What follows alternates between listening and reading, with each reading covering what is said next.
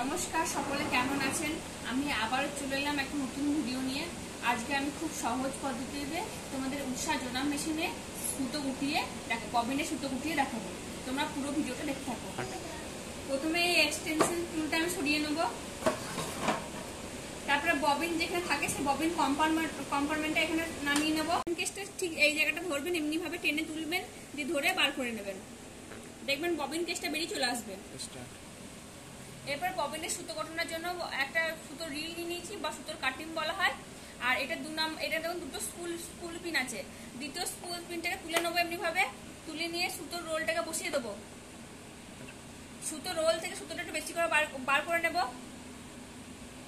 এরপর টেনশনের গায়ে সুতোটা লাগিয়ে দিতে হবে। দেখুন এভাবে লাগিয়ে দিতে হবে, লাগিয়ে দেবেন। এরপর এই সুতোটা ববিনের মধ্যে একটু পেঁচিয়ে নেবো।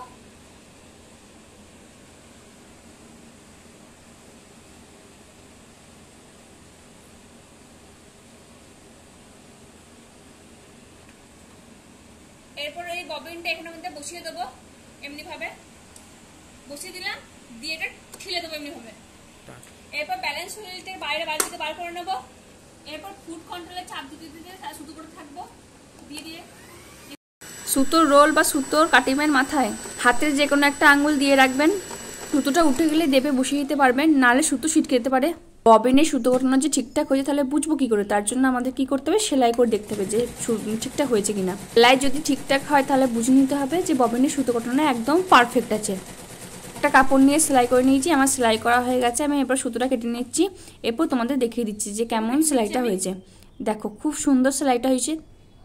তোমরা এভাবে ববিনে সুতো কাটাবে। যদি কোনো অসুবিধা হয় কমেন্ট বক্সে জানাতে ভুলবেন না। দেখা হচ্ছে নেক্সট ভিডিওতে।